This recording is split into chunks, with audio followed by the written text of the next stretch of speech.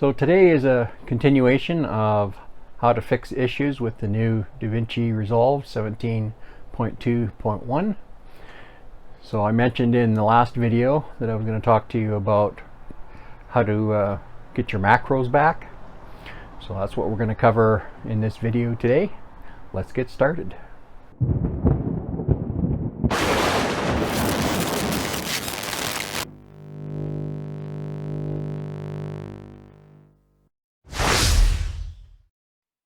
Welcome back. My name is Dave and this is Fuzzee Tutorials. So just before we get started here, I'm just trying out some new software, and it's going to show, if you look over on above where you're seeing my little video inset, you see a picture of a mouse, so that's going to show the mouse clicks that I'm doing. And I've also got it set up to show key presses. So hopefully these are staying on screen long enough for you to read, and this will let you know what key combinations I'm pressing when I'm doing stuff. So please let me know in the comments below how it's looking to you for bringing up the keystrokes, if you need me to shorten the time or lengthen the time that they're displaying, and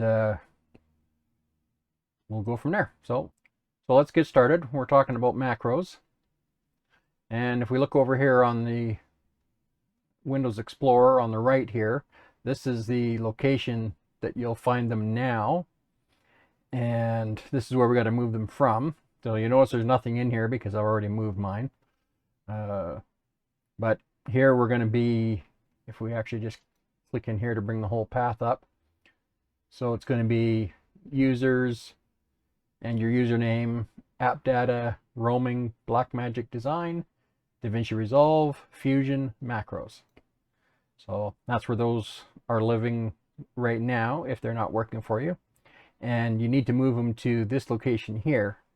So within the Blackmagic Design folder, you're going to go into DaVinci Resolve, Support, Fusion, and Macros. And then you just take all of your macros and you move them over to this directory. And remember last time we were talking about creating thumbnails in PNG, or in the PNG format. So here you can just put the defaults at the top and they'll show up.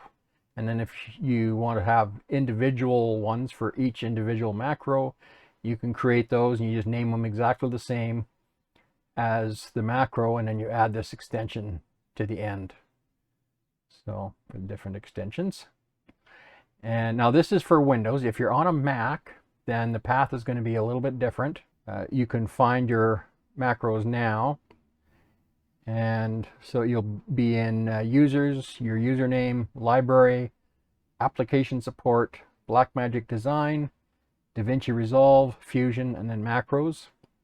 And on the Mac, the location you put them into, if you just do the same as the last part in Windows, so in the back in this DaVinci Resolve part of your path, then you would go into Support, Fusion, and Macros and move them into there.